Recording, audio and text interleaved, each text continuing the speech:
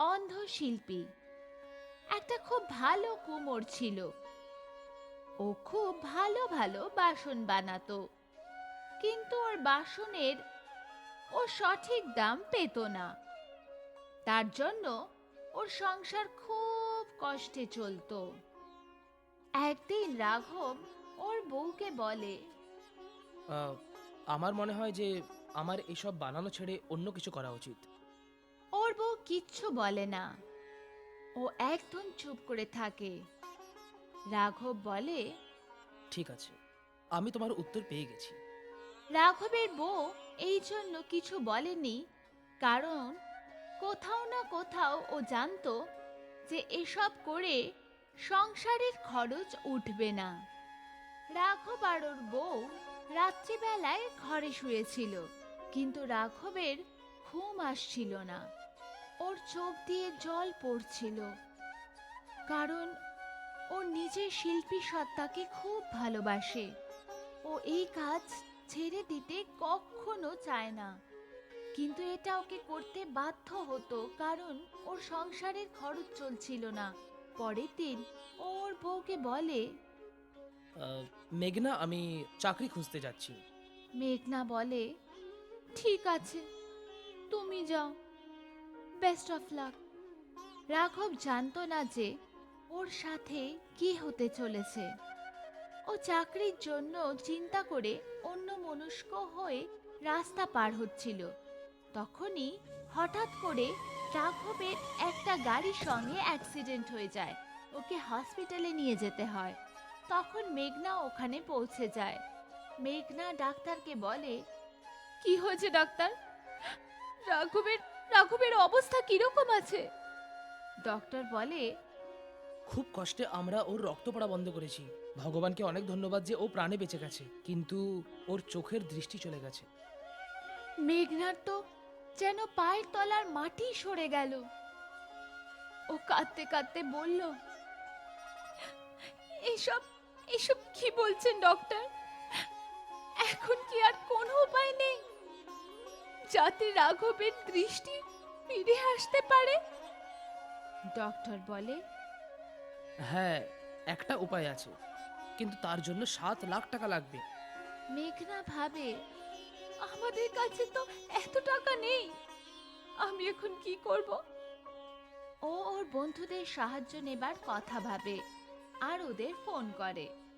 আমার 7 লাখ টাকার দরকার, তুমি কি আমায় দিতে পারবে?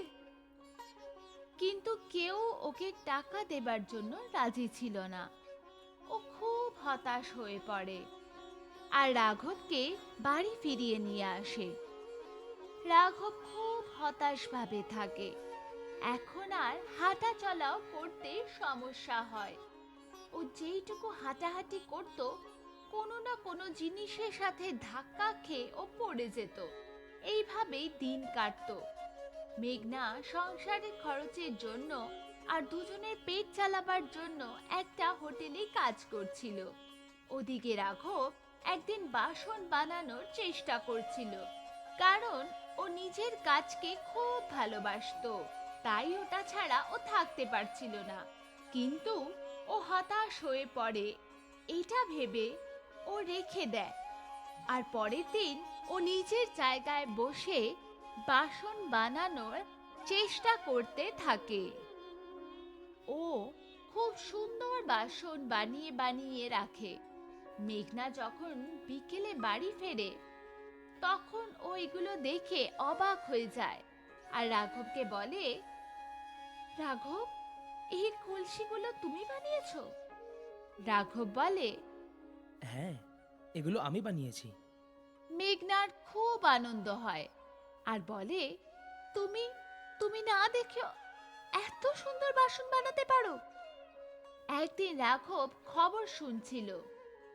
খবরে কুমোরদের প্রতিযোগিতার কথা বলছিল, যেখানে বিজেতাকে 7 লাখ টাকা নগদ পুরস্কার দেওয়ার কথা বলা হচ্ছিল। ও খুব খুশি হয়ে যায় আর ভাবে, আমি এই প্রতিযোগিতাতে অংশগ্রহণ করব। তারপরও হতাশ হয়ে পড়ে। আমি তো দেখতেও পাই না, তাহলে আমি কিভাবে বাসন বানাবো? আমি এটা করতে পারবো না। এই কথা ভেবে ও হার মেনে নিয়ে বসে পড়ে। মেঘনা বলে, তুমি না দেখে এত ভালো বাসন বানাচ্ছ, তোমার এই প্রতিযোগিতাতে অংশগ্রহণ করাই উচিত রাঘব। আমার বিশ্বাস যে তুমি নিশ্চয়ই জিতবে। রাঘব মেঘনাকে বলে। আমি দেখতে পারি না, তাহলে আমি কিভাবে জিতবো? মেঘনা বলে, একবার চেষ্টা করলেই বা কি ক্ষতি।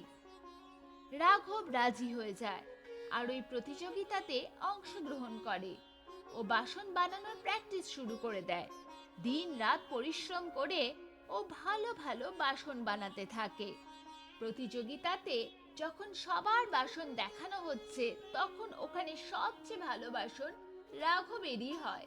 তাই প্রতিযোগিতাতে প্রথম পুরস্কার পেয়ে, আরেকজনের নাম রমেন ছিল, সে দ্বিতীয় পুরস্কার পায়।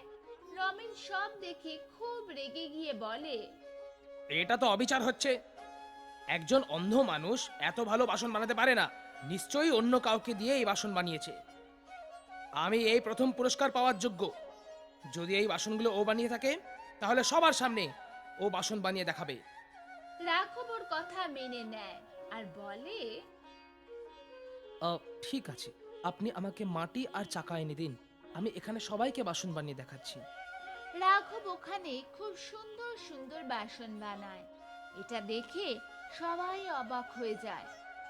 রমেন ওর বলা কথার জন্য লজ্জা পায় আর বলে, আমায় ক্ষমা করে দাও। আমি ভেবেছিলাম তুমি ঠকিয়ে এই প্রতিযোগিতা জিততে চাইছো, কারণ এই টাকাগুলো আমার খুব দরকার। আমার বাবা খুব অসুস্থ, হসপিটালে ভর্তি আছে, নিজের শেষ নিঃশ্বাস গুনছে। যদি আমি এই টাকা নিয়ে না যাই, তাহলে আমার বাবা মরে যাবে। রাঘব যে খুব দয়ালু স্বভাবের ছিল, ও রমেনকে বলে, তুমি আমার টাকাগুলো রেখে দাও আর গিয়ে তোমার বাবার চিকিৎসা করাও। রমেন বলে, অনেক অনেক ধন্যবাদ। তুমি শিল্পী হওয়ার সঙ্গে একজন ভালো মনেরও মানুষ। রমেন ওই টাকা নিয়ে হসপিটালে যায়, কিন্তু ততক্ষণে অনেক দেরি হয়ে যায়। ওর বাবা আর এই পৃথিবীতে ছিল না। রমেন খুব কাঁদে আর ডাক্তারকে বলে, ডাক্তারবাবু, আমি কি আমার বাবার চোখ দুটো অন্য কাউকে দিতে পারি? ডক্টর বলে, হ্যাঁ, নিশ্চয়ই। রমেন ডাক্তার বাবুকে বলে রাঘবকে ফোন করে। ডক্টর রাঘবকে ফোন করে বলে যে ওর জন্য একজন আই ডোনার পাওয়া গেছে আর উনি কোনো টাকাও নেবেন না। এই কথা শুনে রাঘব খুব খুশি হয়ে যায় আর ওর বউয়ের সাথে হসপিটালে চলে যায়। অপারেশনের পরে ওর চোখ ঠিক হয়ে যায়। ও খুব খুশি হয়ে যায় আর ওর বউকে বলে, মেঘনা, মেঘনা, আমি তোমাকে দেখতে পাচ্ছি। এর মধ্যেই রমেন ওখানে আসে এবং ও বলে, এই নাও তোমার টাকা। রাঘব রমেনকে বলে, কিন্তু এটা তো তোমার দরকার, তোমার বাবার চিকিৎসার জন্য। রমেন বলে, হ্যাঁ, দরকার তো ছিল, কিন্তু আমার আসতে অনেক দেরি হয়ে গেছিল। ততক্ষণে আমার বাবা মারা গেছিলেন। কিন্তু কোনো ব্যাপার না, ওনার চোখ দুটো তো তোমার কাছে আছে। রাঘবের চোখে জল চলে আসে আর বলে, ধন্যবাদ রমেন। রমেন বলে, এতে ধন্যবাদের কি আছে? তুমি আমার এত বড় সাহায্য করলে, আমি কি তোমার জন্য এইটুকু করতে পারবো না? এখন রাঘব দেখতে পাচ্ছে আর নিজের কাজ খুব ভালোভাবে করতেও পারছে।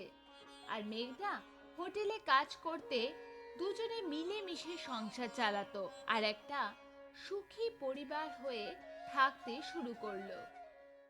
তো বন্ধুরা, এমন আরো গল্প দেখার জন্য আমাদের চ্যানেল সাবস্ক্রাইব করুন আর বেল আইকন প্রেস করুন, যাতে তোমরা সব গল্প দেখতে পারো।